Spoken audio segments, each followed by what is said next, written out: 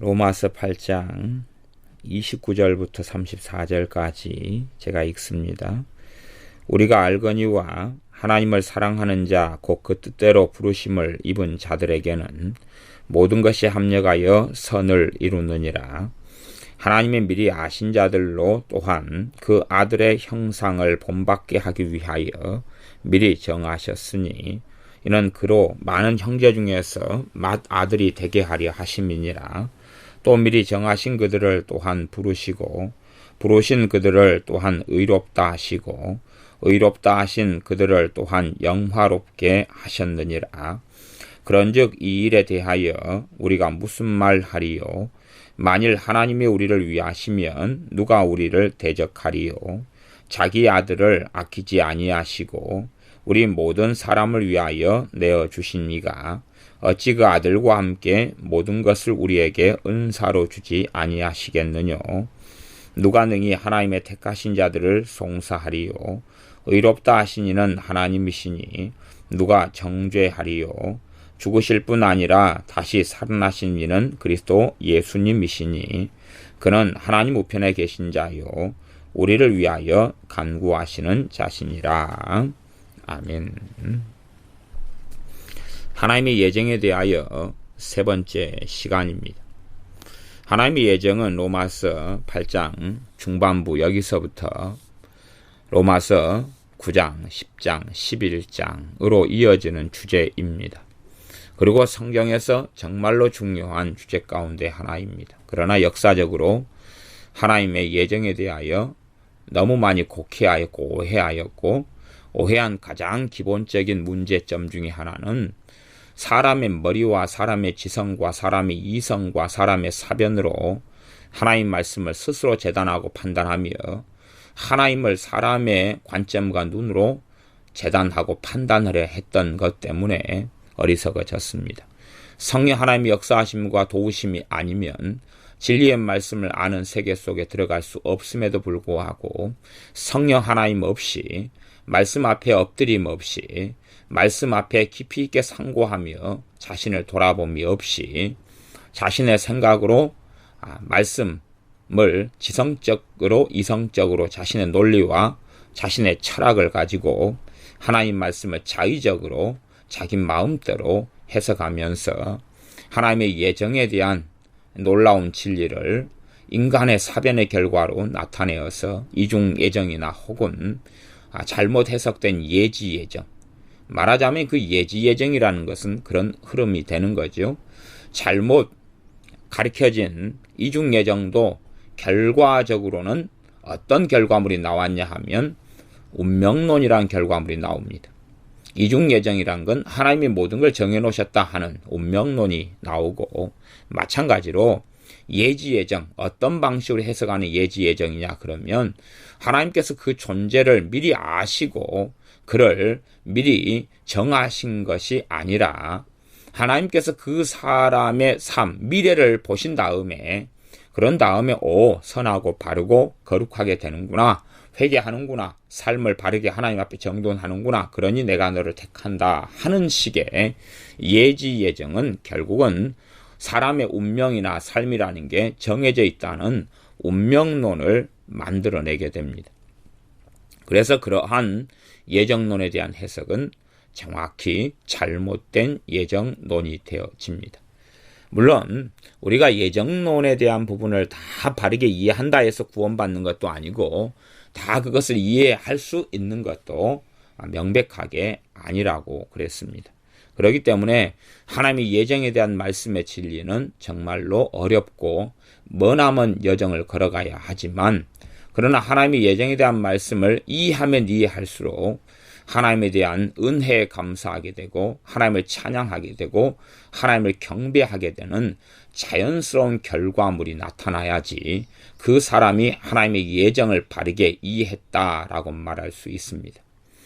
아무리 중요하고 가치 있는 것이라 할지라도 어린아이에게 그것을 설명한다면 어린아이는 제대로 알아먹지 못하게 될 것입니다.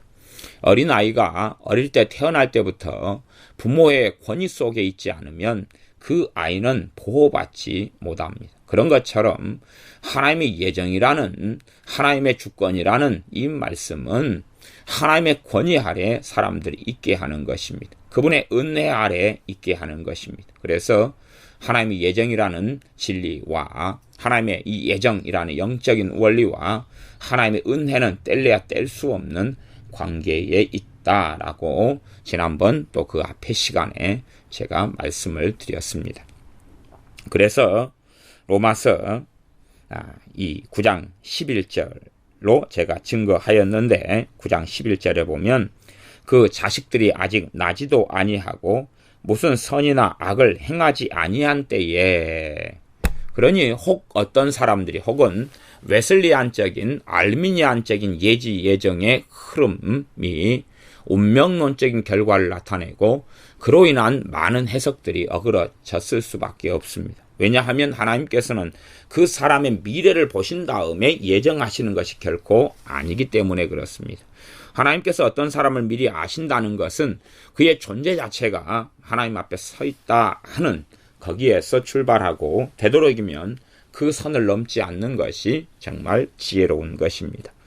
9장 11절 악을 행하지 아니한 때에 택하심을 따라 되는 하나님의 뜻이 행위로 말미암지 않고 행위로 말미암지 않았다는 것입니다.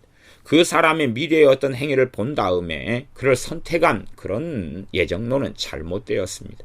더군다나 어떤 사람이 아무리 발버둥 쳐도 믿지 않을 사람은 안 믿게 되고 믿을 사람은 아무리 세상으로 어긋나게 가도 믿게 된다는 이상한 이중 예정도 완전한 어리석은 것입니다. 그럼에도 불구하고 이런저런 어리석은 예정론을 믿는 사람들 속에서도 성령 충만한 하나님의 사람들은 역사적으로 많이 있어 왔습니다. 그렇기 때문에 우리가 완벽한 어떤 말씀에 대한 이해를 할 수 있다고 생각하는 것이 우리 자신이 교만함으로 흘러가는 가장 귀중한 교훈을 얻어야 할 것입니다. 그래서 성경을 내가 안다, 나는 말씀 앞에 섰다, 나는 진리를 바르게 이해했다 하는 사람들이 얼마나 많이 오만방자해지며 교만해지며 악해지며 넘어져 왔는지 오히려 그것을 돌아보는 게 낫습니다. 이중 예정이나 아니면 예지 예정이나 잘못된 성경, 잘못된 예정론에 대한 이해를 가진 사람들 가운데 거룩하게 산 사람도 많고, 거꾸로 어떠한 내가 바른 진리를 깨달았다, 예정론에 대해서 바르게 알았다 하지만 하나님과 상관없이 무관한 삶과 어리석고 교만한 사람으로 인생을 망친 사람이 많은 것을 기억해야 됩니다. 이제 이 말씀 로마서 8장 29절부터 34절까지는 두 시간에 걸쳐서 제가 설명해 왔었습니다.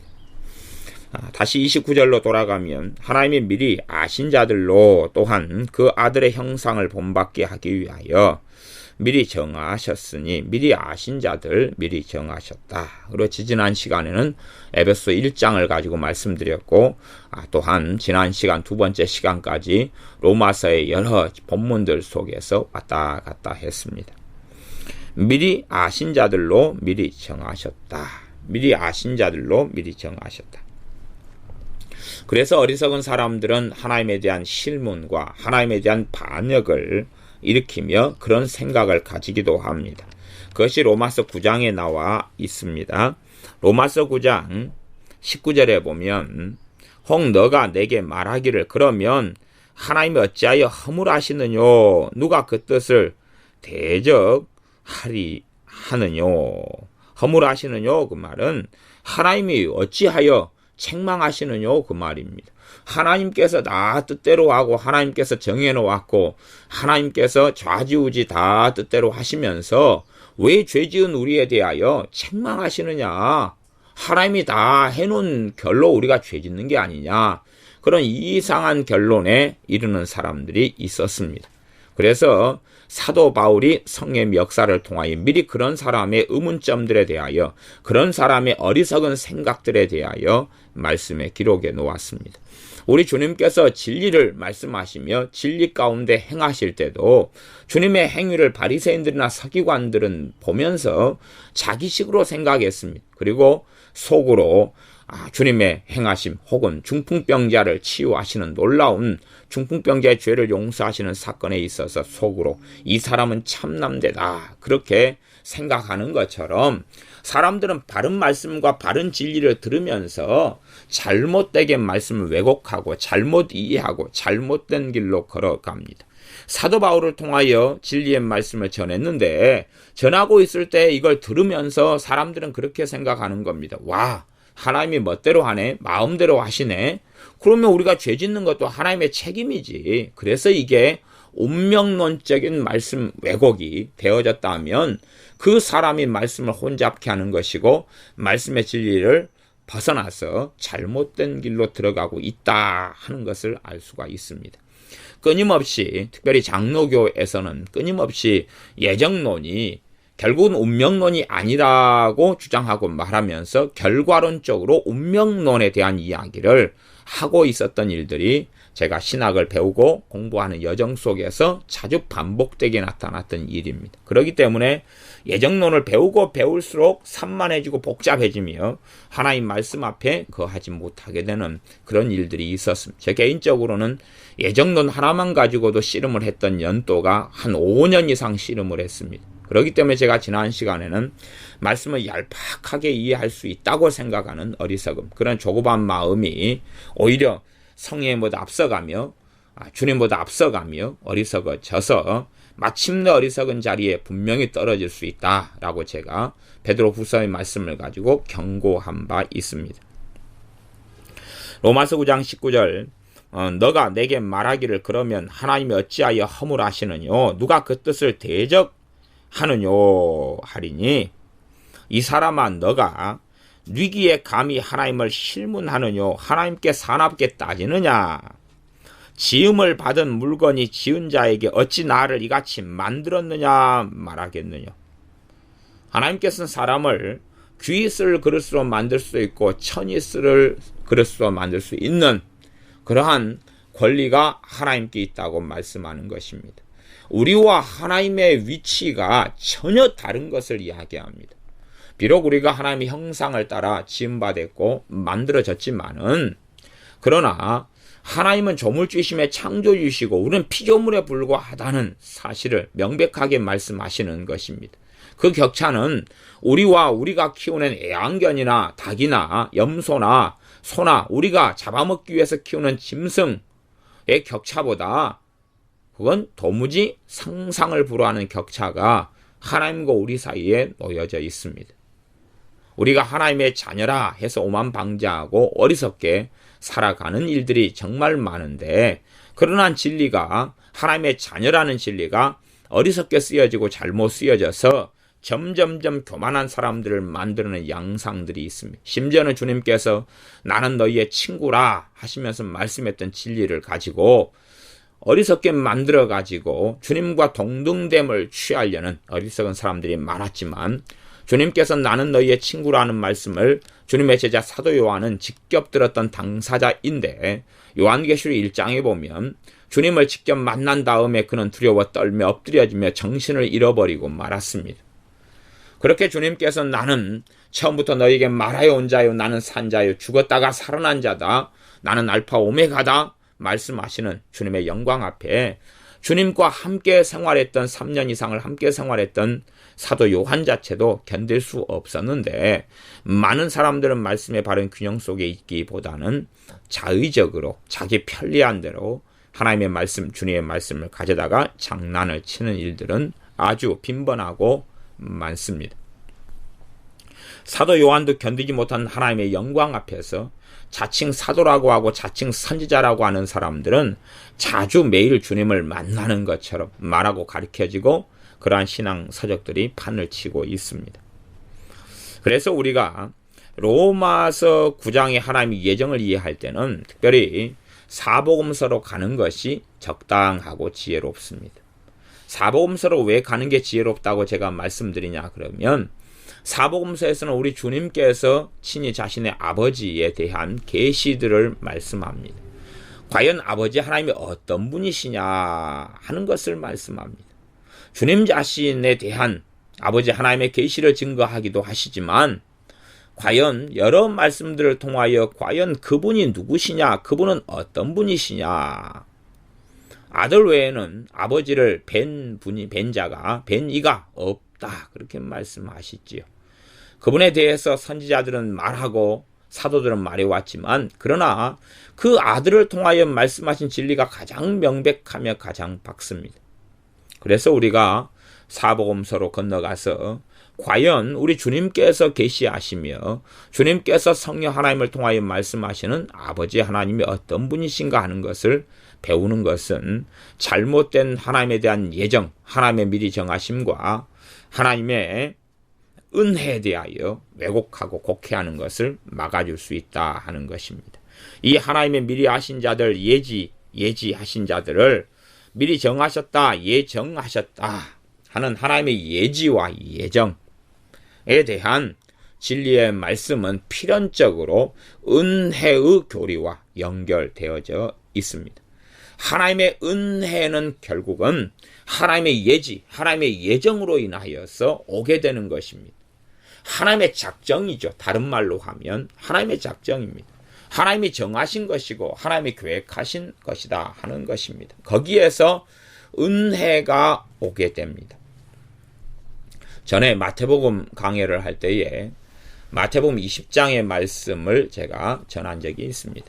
마태복음 20장의 말씀은 포도원 주인, 하나님의 나라는 이와 같으니 그러면서 포도원 주인과 같다. 품꾼을 구하러 나갔던 포도원 주인과 같다. 그렇게 한 마태복음 20장을 보면 포도원에 사람들을 포도원 주인이 일하라고 데리고 옵니다. 아침부터 나가서 6시가 되면 일이 끝나는 시간인데 오후 5시까지 사람들을 데리고 옵니다. 그리고 아침에 나가서 데려온 사람들에게는 내가 너희에게 한 데나리온을 주겠다라고 약속을 하고 데려옵니다. 물론 사람들은 오후 5시에 일한 사람부터 품삯을 주었을 때에 오후 5시에 일한 사람이 한 데나리온을 받는 것을 보고 기대감에 가득 찼었습니다. 야, 우리는 비록 한 데나리온 약속을 받고 왔지만 우리는 저 사람도 1시간 일한 사람도 한 데나리온 받는데 우리는 더 많이 받을 수 있을 것이다 라고 기대했다, 그 말입니다. 실제로는 일은 적고 일할 사람은 많은 시대에 정말로 많은 일할 사람들 속에서, 또한 생존의 시대에 먹을 것이 없이 굶주려 죽어가는 시대 속에서 일감은 적은데 아침에 몇 명을 선택해서 골라내어 가지고 아침 6시 일찍부터 데리고 왔던 것 자체가 주인의 은혜에 속한 것이었습니다. 그러나 막상 이제 화장실에 들어갈 때하고 나올 때하고 마음이 다른 것처럼 오후 5시에 일해서 1시간 동안 일한 사람이 한 데나리온 받는 것을 본 다음에 이들은 불평하고 불만하게 됩니다. 왜냐하면 자신들 손에 쥐어진 돈도 한 데나리온에 불과했기 때문에 그렇습니다. 그때에 마태복음 20장에 보면 그 포도원 주인이 그렇게 이야기합니다. 포도원 주인이 20장 보면 20장 15절에 14절부터 제가 읽어보면 그렇습니다. 너 것이나 가지고 가라. 나중 온 이 사람에게 너와 같이 주는 것이 내 뜻이니라. 하나님의 뜻이다, 그 말입니다. 그것이 하나님의 예정이 나와 있는 하나님이 어떤 분이시냐는 걸 계시해 주는 진리 가운데 하나입니다. 마태복음 20장 15절에 보면 내 것을 가지고 내 뜻대로 할 것이 아니냐. 내가 선함으로 너가 악하게 보느냐. 내 것을 가지고 내 뜻대로 할 것이 아니냐. 내가 선함으로 너가 악하게 보느냐 하는 것입니다.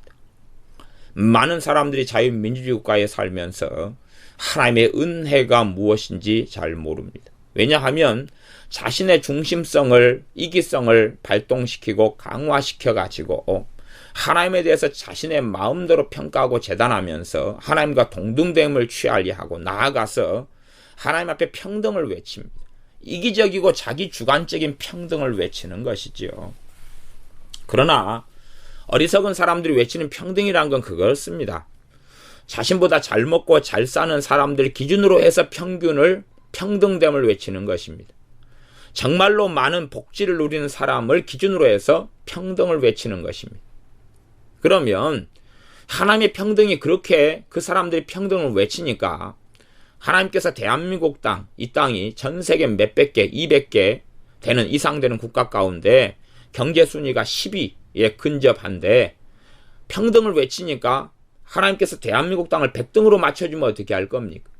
정말로 빈곤하고 가난하게 맞춰주면 자신들은 어떻게 주장하고 말할까요? 자신들이 원하는 평등은 자신의 기준 속에 있는 것이지요. 아프리카의 난민들 속에서 이번에도 어떤 곳에 가뭄이 들어와서 정말로 많은 아이들이 굶어 죽어가고 있습니다. 하나님의 기준을 거기에 맞춰놓고 하나님께서 평등을 해주셔서 내 자식, 내 아이들이 굶어 죽어가면 또 그들은 어떻게 말할 것입니까? 성경의 시대는 전쟁의 시대입니다. 그 기준에 맞춰놓고 다시금 이 시대가 전쟁의 시대로 하나님이 들어가게 맞춰주시면 자신들은 어떻게 말할 것입니까? 그러니 스스로 자신의 기준을 세워놓고 하나님께 거기에 맞추라고 주장하는 것입니다. 자신보다 더 많이 가지고 더 유익을 얻는 사람을 보면 불공평하다고 달라드는 것입니다. 그것이 하나님의 예정을 잘못 바라보게 되는 원천이 됩니다. 죄의 소욕, 죄의 욕구, 이기성, 이기심이 하나님의 예정에 대하여 어리석게 바라봐 버리는 그런 색안경이 되고 맙니다. 하나님의 예정을 정말로 바르게 이해하면 이 성경 말씀 로마서 8장에 흘러왔던 것처럼 어떤 것이 생기냐 그러면 하나님의 예정을 이해하면 이해할수록 8장 31절 말씀에 그런즉 이 일에 대하여 우리가 무슨 말 하리요? 만일 하나님이 우리를 위하시면 누가 우리를 대적하리요? 하나님이 우리를 위하실진데 누가 우리를 대적하겠느냐라는 담대함과 용기와 위로가 생겨납니다. 나아가서 아주 깊은 믿음의 세계 속에 들어가게 되기도 합니다. 32절에 보면 자기 아들을 아끼지 아니하시고 우리 모든 사람을 위하여 내어주시니가 어찌 그 아들과 함께 모든 것을 우리에게 은사로 선물로 주지 아니하시겠느뇨.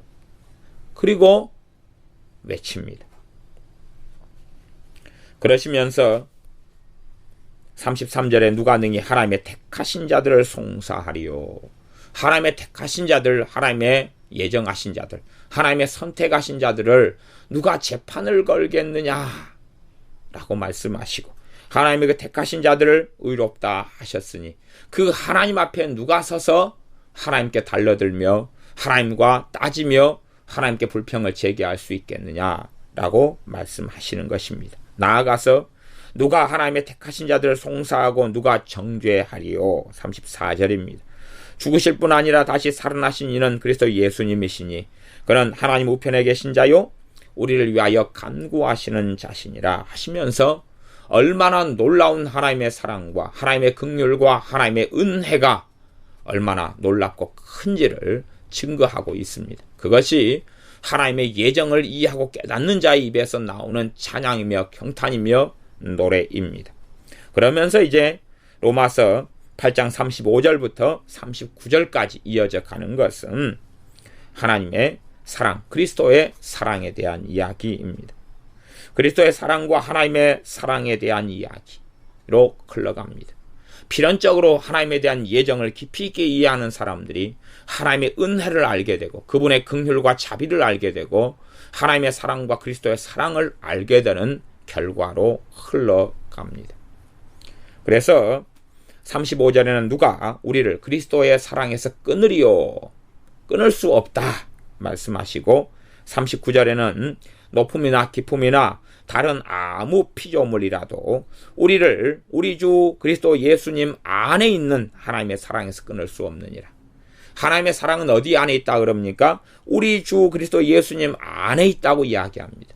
그 예수님 안에서 하나님의 사랑을 체험하고 누리며 살아가고 그 예수님 안에 있는 사랑에서 끊을 수 없다고 이야기합니다. 요한복음으로 건너가자면 내 안에 거하는 자가 아버지 안에 거하나니 내 계명에 거하는 자가 아버지가 그에게 거하여 그에게 아버지를 나타내시리라 말씀합니다.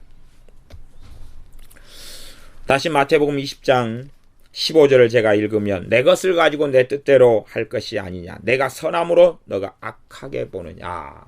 하나님의 예정은 사람들에게 악하게 하는 예정이 결코 아닙니다. 이것은 마태복음 20장에 있는 품꾼들이 받은 한 데나리온씩, 동일하게 받은 한 데나리온씩은 1시간 일한 사람이나 3시간 일한 사람이나 6시간 일한 사람이나 혹은 아침 6시에 일해서 12시간 일한 사람이나 동일하게 한 데나리온씩 받았습니다. 그것은 하나님의 은혜를 이야기합니다. 하나님의 성품에 따라, 하나님의 긍휼과 자비에 따라, 하나님의 사랑을 따라서 행하신 것입니다. 예수님이 땅에 오신 것은 하나님의 사랑과 예수 그리스도의 사랑과 하나님의 은혜로 인한 것입니다. 다른 말로 예수님의 은혜로 인한 것이기도 합니다. 그것에 대하여 실문하고 따지며 공격하는 것은 어리석습니다. 많은 사람들이 왜 주님께서 더 빨리 오시지 않았느냐, 혹은 왜 하나님께서 유대인으로 나셨느냐, 대한민국 땅에서 나셨으면 얼마나 좋았겠느냐 하는 아주 웃기는 이야기들과 웃기는 생각들을 합니다. 상상력의 놀라운 발전이죠.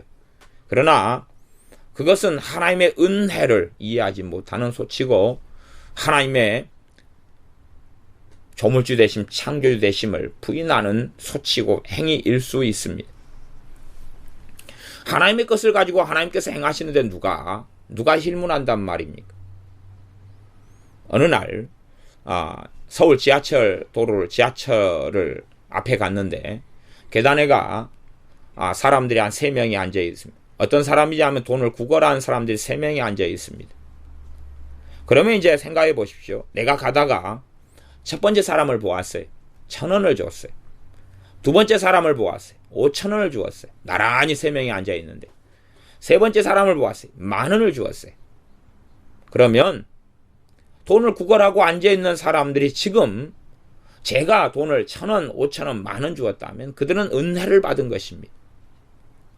자신들이 내게 어떤 대가를 치른 것이 아니고 나는 전혀 모르는 타인들인데 은혜를 베푼 것입니다.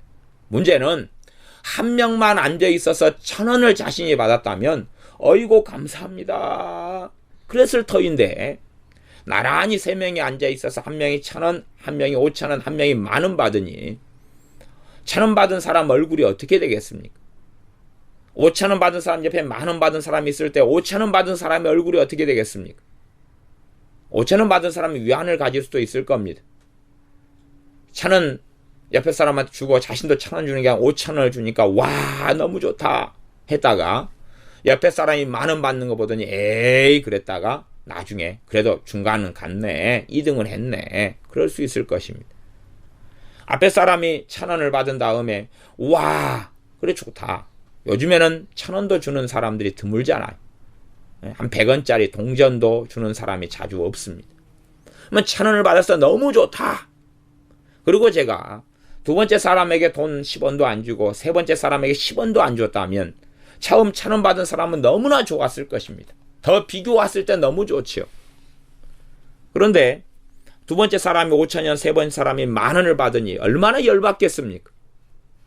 정말 성질 나쁜 사람은 그 1,000원을 집어 던져버릴 수도 있을 것입니다. 더러워서 안 가진다. 하나님의 예정은 은혜 교리에 속한 것입니다. 하나님께서 내 것을 가지고 내가 준다고 말씀하는 건데 누가 그것을 따질 수 있단 말입니까? 누가 그걸 따지고 이야기할 수 있단 말입니까? 하나님께서 다른 사람에게 있는 것을 빼앗아버리는 것이 아닙니다. 빼앗아가지고 누구를 주는 게 아니라 하나님 자신의 것을 가지고 나누어 주시는 것입니다. 그러니 하나님의 나라는 포도원의 주인과 같다고 이야기하는 것 아닙니까? 포도원 주인이 그 행하고 살아가는 그 안에 하나님 나라의 영적인 원리들이 가득히 숨어 있습니다. 그것을 우리 주 예수님께서 증언하신 것입니다. 달란트 비유나 문화 비유에도 어리석은 사람들은 어리석게 생각합니다. 특별히 세 종에 대한 이야기만 나와 있는데 한 종에게는 5달란트를 줍니다. 한 종에게는 2달란트를 줍니다. 한 종에게는 1달란트를 줍니다. 그러니까 생각하기를 그렇게 생각할 것 아닙니까? 왜 나는 1달란트고 왜 저 사람은 2달란트요? 왜 나는 2달란트고 저 사람은 5달란트요? 아니 주인 것을 가지고 주인이 나눠준 거예요. 한 달란트, 두 달란트, 5달란트. 그 사람들 것을 빼앗아 가지고 나눠준 게 아니란 말이에요. 아니, 자신 것을 가지고 주님이 나눠준 거예요. 그냥 한 달란트, 2달란트. 아무것도 없는 사람들한테 한 달란트. 아무것도 없는 사람들한테 2달란트. 아무것도 없는 사람들한테 5달란트를 나눠준 거예요. 그러니 서로 비교하면서 왜 나는 달란트가 적으냐라고 말할 수가 없죠. 이게 하나님의 예정인 것이에요. 한 달란트 받은 사람이 나는 왜 적냐 그러면 그 사람의 인생과 삶은 하나님 앞에 바르게 설 수가 없습니다. 자신도 은혜를 받아서 감사하고 찬양하고 노래해야 되는데 그렇게 되지 않는 것이지. 일감이 너무나 좋고 없어서 그래서 아침에 나가서 일할 사람은 많은데 그 중에서 불러내가지고 일감은 적고 일할 사람은 많기 때문에 그때가 되면 공급은 일자리 공급은 적고 수요는 크기 때문에 한 달란트가 한 데나리온이 하루 일당인데 한 데나리온에서 떨어질 수밖에 없는 거예요. 일할 사람은 많으면 평균적으로 한 데나리온이 하루 품삯인데 반 데나리온 4분의 1 데나리온은 떨어질 수밖에 없는 거예요. 왜? 그거 받고도 일하겠다는 사람은 줄을 서기 때문에 그래요. 그러니까 일하겠다는 사람은 줄을 서 있는데 그 중에서 골라가지고 일자리는 한계가 있으니까 골라가지고 한 데나리온 주기로 했던 것 자체부터가 큰 은혜에 속한 것이에요. 곤란해가지고 반 데나리온만 주겠다 해도 은혜고 감지덕지인 것이. 그런데 한 데나리온 주기로 약속을 했단 말이에요. 얼마나 감사하고 뿌듯하고 좋았겠어요.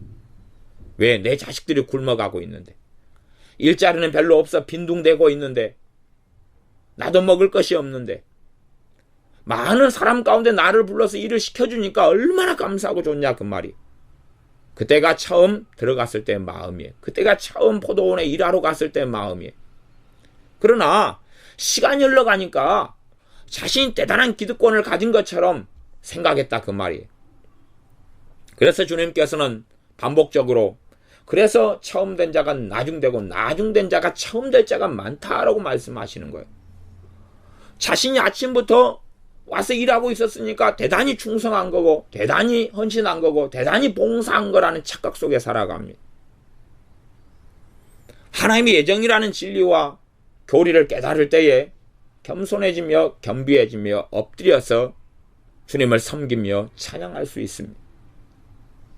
역사적으로 얼마나 이 놀라운 하나님의 예정이라는 진리가 잘못 어그러졌고 잘못되어져서 사람들로 하여금 교만하며 오만 방지하게 만들며 또한 내가 이제 선택받았으니까 나는 죄를 마음대로 짓고 하나님을 경외하지 않아도 나는 구원받아 하는 오만 방지함을 통하여 지옥에 떨어뜨렸는지 모릅니다. 잘못된 성경 이해와 해석이었고 그에 대한 잘못된 가르침들이 가득 있어 왔습니다.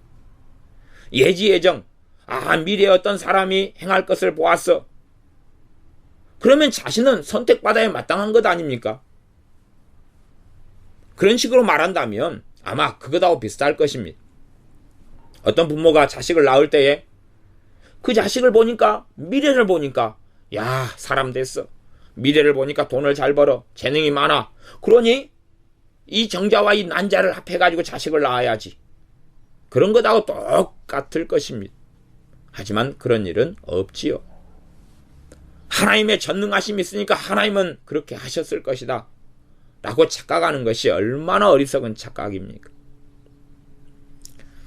하나님의 예정에 대한 이해는 하나님의 것을 가지고 하나님께서 행하시는 것입니다. 사람들의 것을 빼앗아 가지고 하는 불공평함이나 하나님의 공의를 행하지 아니함이 아닙니다. 하나님의 공의를 행하시는데 그 가운데 하나님이 또한 무엇을 행하신다는 말씀입니까? 긍휼과 자비를 행하신다는 말씀이에요. 하나님은 공의를 행하시는데 또한 공의만이 아니라 하나님의 의로우심만이 아니라 긍휼과 자비와 사랑을 행하신다는 것이 하나님의 예정에 대한 말씀이에요. 더군다나 하나님의 예정, 하나님께서 누구를 선택하시는 것은 그 사람을 제외하고 다 버려버리겠다는 게 아니에요. 로마서 9장에는 하나님께서 이삭을 선택하시는 게 나와요. 이삭을 예정하시고 선택하시는 게 나와요. 약속의 자녀를 뽑으시는 게 나와요. 그럼 이삭을 통해서 하나님께서 어떤 것을 계획하시고 뜻하셨냐 그 말이. 심지어 이삭의 자녀가 60살에 얻게 된 자녀가 쌍둥이였습니다. 에서와 야곱이었어요. 그러면 하나님께서는 야곱을 사랑하고 에서를 미워하였다 라고 말씀하셔요. 실제로 여기서 미워하였다 그런 헬라어는 어떤 것보다도 실제로 미워했다 싫어했다 이런 단어예요. 헬라어로 하면 미세오. 애우기도 좋지요. 미세요 당기세요. 사람을 밀어버리니까 미세요. 싫어하다 미워하다 심지어는 증오하다 이런 단어에서 파생된 동사예요. 미세요. 사람을 밀어내버려. 싫어하고 미워해버려. 그렇게 실제로 하나님이 미워했다. 그렇게 말씀에 기록되어 있기도 해요. 그러면 다시 한 걸음 들어가서 따져보자고요. 에서가 얼마나 놀라운 하나님의 특권을 받았는지 한번 생각해 보십시오. 하나님이 야곱을 사랑하고 에서를 미워했다 그러는데 에서가 받은 은혜들을 한번 생각해 보세요. 자기 할아버지가 누구예요? 아브라함 아니에요. 믿음을 가르쳐주며 진리를 가르쳐주잖아요. 어릴 때부터 하나님의 예배드릴 특권을 가졌었잖아요. 자신의 아버지가 이삭 아니에요. 하나님을 예배하고 기도하며 하나님을 아는 세계 속에 태어나고 살잖아요. 그가 가진 은혜가 얼마나 큰 은혜인데요. 그런데 동생 야곱과 비추어서 불공평하다 그렇게 말한다면 정말로 에서는 못돼 먹은 사람이 되고 맙니다. 지금 포도원 품꾼의 이야기하고 같은 것이에요.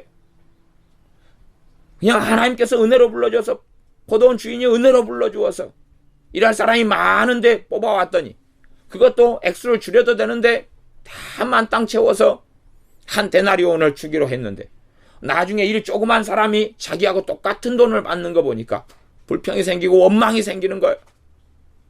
그것하고 똑같은 어리석은 이야기가 되어져 버리고 맙니다. 달란트나 문화도 마찬가지. 아니 하나님이 하나님 것 자신의 것을 가지고 한 문화를 주든지 안 주든지 5문화를 주든지 3문화를 주든지 그게 무슨 상관이냐 하는 것이. 그러나 어리석은 사람들은 내가 내 것을 가지고 하나님이 주는데도 불구하고 불공평하다. 왜 그러느냐? 왜 이러느냐? 라고 따지고 든다는 이야기. 하나님의 예정은 누군가를 멸망시켜버리려고 하는 예정이 없어요. 예수님의 이름을 부르는 모든 사람마다 구원 얻기 원하시는 하나님의 예정이에요.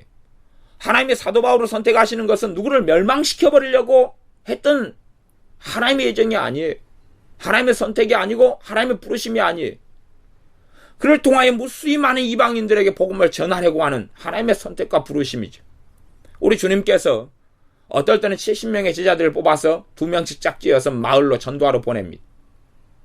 주님께 70명의 제자들을 뽑아서 했을 때에 70명에 포함되지 않은 사람들은 원망하고 불평했을 수도 있겠죠. 왜 우리는 아니냐고. 그러나 그것은 자신들이 힐문하고 말할 것이 아니에요.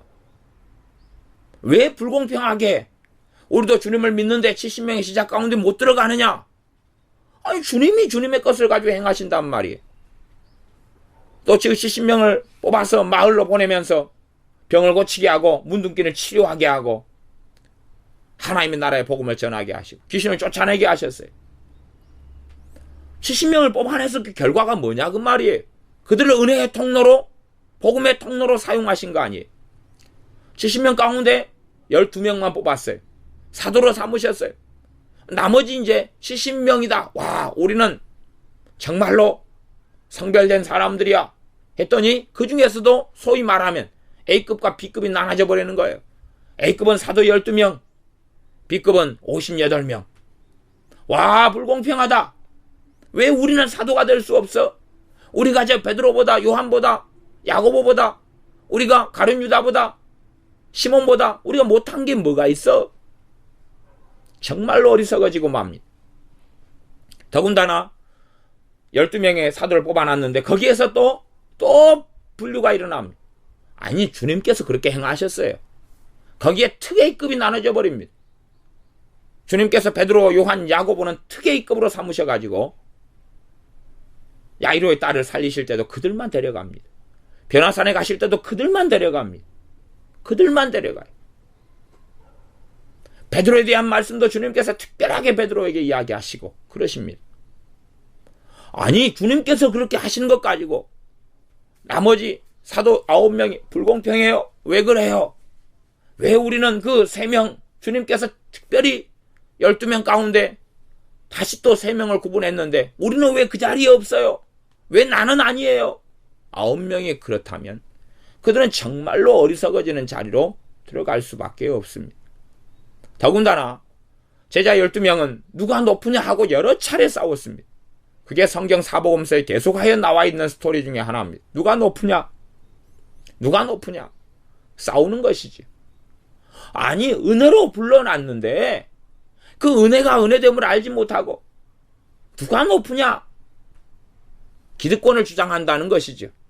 나는 소위 말하면 잘못된 예정론의 폐해처럼 나는 여기에서 헌신했어, 신실했어, 오랫동안 있었어, 오래전부터 예수님이 불러가지고 예배 열심히 드렸고 11조 오랜 세월 냈어, 그러니 나는 특급이 될 수 있을 거야 하고 주장하지만 주님께서는 처음 된 자가 나중되고 나중된 자가 처음 된다고 말씀합니다.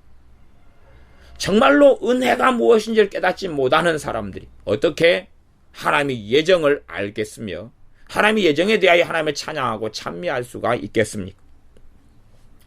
그렇기 때문에 로마서 후반부에는 하나님의 사랑과 그리스도의 사랑으로 귀결되어집니다. 누가 우리를 그리스도의 사랑에서 끊으리오? 그렇게 말씀합니다. 그래서 우리 주님의 말씀을 통하여 하나님이 어떤 분이신지, 주님 자신이 어떤 분이신지를 깨달아가는 것은 하나님의 예정을 이해하는 가장 큰 열쇠 가운데 하나라, 이렇게 말씀드릴 수밖에 없겠습니다. 하나님께서 진흙을 가지고 어떤 그릇을 만드시든지 간에 하나님의 소관인데 자신들이 하나님에 대하여 개입하여서 주장하는 것이죠. 그것이 사탄 마귀가 하나님에 대하여 취했던 것입니다. 하나님과 동등됨을 취할 것이죠. 하나님과 의논하겠다는 것이, 하나님 나랑 의논합시다. 하나님이 마음대로 어떻게 독단적으로 다 계획하고 하나님 마음대로 하세요? 그럴 수 없어요. 나도 그 자리에 가서 하나님과 의논 좀 해봅시다. 아, 나도 투표권을 주세요. 나도 하나님과 동등하니까 하나님도 한 표, 나도 한 표. 그렇게 해서 의견을 잘 수렴해가지고 합시다. 하나님은 어떻게 독재자입니까? 하나님은 어떻게 마음대로 하세요? 하나님은 어떻게 마음대로 하세요? 그러한 주장과 같은 것이겠죠. 그러나 하나님은 하나님이 정하시고 하나님이 행하시는 것입니다. 안디옥 교회에 선지자와 교사들이 있어서 그들이 기도하며 금식하며 하나님을 섬겼습니다. 그때 성령 하나님께서 뭐라고 말씀하시냐 그러면, 내가 불러 시키는 일을 위하여 바나바와 사울을 선택해라.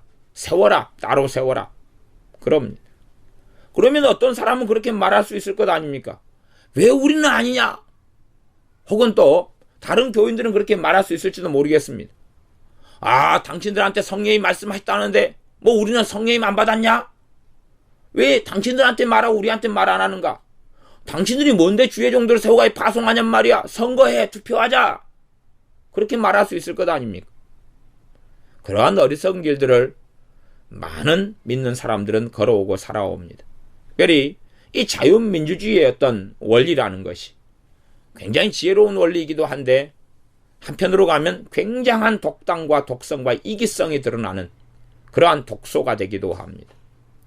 내 마음 내 뜻대로 내가 행하고 살겠다. 당신도 한 표, 나도 한 표니까 어떻게 불공평하냐? 왜 이렇게 내가 이걸 선택하고 우리가 결정해야 하는 권한이 우리한테도 있는데 왜 독단적으로 그렇게 마음대로 하느냐? 그렇게 할 수 있다는 것입니다. 그래서 로마서 9장 뒤쪽에 있는 말씀을 한번 다시 읽어보고, 이제 하나님에 대한 예정, 하나님의 예정의 말씀은 계속 이어져 나오지만 이 기본적으로 하나님의 예정에 대한 셋째 시간으로 말씀을 마무리할까 그렇게 생각합니다. 자, 이제 로마서 9장 22절을 보면, 만일 하나님의 그 진노를 보이시고 그 능력을 알게 하고자 하사 멸하기로 준비된 진노의 그릇을, 이런 그릇이 있다. 그런데 그 그릇을 오래 참으심으로 관용하시고 또한 영광 받기로 예비하신 바 긍휼의 그릇에 대하여, 그러면 진노의 그릇은, 그 그릇은 하나님께서 더 관용하고 그렇게 하나님이 하셨다. 또한 긍휼의 그릇이 있는데 그 긍휼의 그릇을 더 많은 영광의 부요함을 알게 하고자 하나님이 하신다. 그거에 대해서 우리가 무슨 말하리? 당신들이 뭔데 말하느냐 하는 것입니다. 긍휼의 그릇을 멸망시켜버리거나 그런다 해도 할 말이 없을진데, 진노의 그릇을 하나님께서 오래 참으시고 관용하시면서 하나님께 돌아올 기회를 주시고, 또한 긍휼을 얻게 하는 그릇을 더 깊은, 더 큰 긍휼과 사랑 속에 이끌어 들이시는데, 그런 하나님에 대해서 너희들은 왜 이해하지 못하고 곡해하고 어리석게 생각하느냐. 이러한 그릇은 이 두 종류의 그릇이죠. 이 진노의 그릇과 긍휼의 그릇. 24절, 이 그릇은 우리니 곧 유대인 중에서뿐 아니라 이방인 중에서도 부르신 자니라. 25절, 호세아 그래도 이르기를 내가 내 백성 아닌 자를 내 백성이라, 사랑치 아니한 자를 사랑한 자라 부르리라. 얼마나 큰 긍휼과 은혜와 자비를 베풀어 주셨어요. 이스라엘 사람들은 그들이 다 나중되어 버리고 심지어는 하나님 나라에서 제명되어 버렸습니다. 왜냐하면 그들은 하나님께서 은혜와 긍휼로 불러주셔서 선민을 삼아주셨는데 그것을 기득권으로 여기고 당연한 것으로 여기고 그렇게 어리석은 길과 삶을 걸어가고 살아가게 되었습니다. 하나님께 정말로 오래 참고 관용하시고 기다렸는데 하나님에 대한 믿음을 잃어버리고 그들은 인과 의와 신을 잃어버리고 버려버리고 말았습니다. 하나님을 하나의 종교 속에 가두어 버려서 하나님에 대한 신학을 만들어내고 그러면서 하나님을 죽은 하나님으로 만들어버리고 말았습니다. 참으로 하나님을 경외함과 하나님을 사랑함을 잃어버린 이들이 이스라엘 사람들이 되고 말았습니다. 우리가 이 하나님의 예정에 대한 진리, 예정에 대한 말씀을 정말로 많이 배우고 알 때에 우리는 하나님의 그 말없는, 한없는, 말할 수 없는 긍휼과 은혜에 대하여 감사하고 찬양하며 노래할 수밖에 없습니다. 우리에게 복음이 들려오고 그 복음을 듣게 되고 우리에게 성령님이 임하시는 걸 생각할 때에 성령님이 역사하셔서 아바 아버지라 부르짖게 되는 그것을 볼 때에 사실은 하나님의 예지와 미리 나란 존재를 아시고 나를 예정하셔서 불러주신 것을 우리는 알 수밖에 없고 하나님을 찬양하고 노래할 수밖에 없습니다. 인간 사변으로 가면 로마서 8장 앞에 있는 말씀, 아바 아버지라 부르게 했다, 성령이 임하셨다, 하나님의 자녀인 걸 증거하신다, 죄와 사망의 법에서 생명의 성령님의 법이 너희를 해방하였다는 말씀 잃어버린 다음에 어떤 사람이 예정됐느냐 하는 얼토당토하는 이야기를 알 수 있습니다. 그런 이야기가 아닙니다. 하나님의 자녀라 하면서 어떻게 하나님의 자녀인 줄 성령님이 증거하신다고 말씀하면서 하나님이 바로 너희들을 미리 아시고 너희들을 부르신 것이 아니냐, 너희들을 의롭게 하신 것이 아니냐, 그러니 너희들은 성령이 임하셔서 하나님의 자녀인 걸 증거하는 너희들은 하나님의 택하신 자들이다 라고 말씀합니다. 거기에 인간의 사변이나 이론이나 누구를 택하고 불렀느냐 그런 이상한 얼토당토한 이야기를 말씀이 하고 있는 것이 결코 아닙니다. 그러면서 택하신 너희를 하나님이 의롭다 그랬다. 그래 너희를 누가 심판하고 너희를 누가 정죄하고 실문할 수 있겠느냐. 이제 너희를 위해 하시는 분이 하나님이시며 그 아들 예수 그리스도이시니 너희를 모든 것을 은사로 선물로 주실 것이다. 그 하나님의 사랑에서 끊어지지 않으니 그 그리스도의 사랑에서 끊을 수 없으니 너희는 정말로 이 땅에서 승리하는 삶을, 넉넉히 이기는 삶을, 로마서 8장 37절에 그러나 이 모든 일에 우리를 사랑하시는 이로 말미암아 우리가 넉넉히 이기느니라. 사랑하시는 그리스도를 인하여 넉넉히 이기고 승리하며 살 수 있다 라고 말씀하십니다. 그러니 우리가 하나님에 대한 예정에 대한 진리를 배워가면서 하나님을 사랑하고 찬양하고 노래하고 경배할 수 있게 되는 것입니다. 기도하겠습니다. 아버지 하나님, 우리가 하나님의 예정에 대한 말씀을 읽고 들으면서 하나님을 결국 찬양하고 노래할 수밖에 없습니다. 우리를 자녀 진노의 그릇들인데 우리를 선택하셔서 너는 내 것이라 삼아주시며 예수님을 믿고 복음을 듣게 하시며 성령 하나님이 임하셨사오매 우리를 택하여 주셨사오매 우리가 주님을 찬양하고 노래합니다. 그러하오니 우리보다 더 많은 은혜를 받은 사람들에 대하여 우리가 시기하거나 질투하지 아니하고 오히려 내게 주신 은혜에 대하여 나는 찬양하고 노래합니다. 그리하오니 하나님의 은혜에 대하여 하나님의 예정과 하나님의 선택하심에 대하여 우리가 취해야 할 오직 한 가지의 태도는 감사하고 노래하며 기뻐하는 것이오매 우리가 다른 이들과 비교하여 어리석어지는 삶을 살지 아니하고 겸비하게 주님을 노래하며 찬양하는 자리에 끝까지 머물다가 주님을 배웁게 하여 주시옵소서. 예수님의 이름으로 기도하옵나이다. 아멘.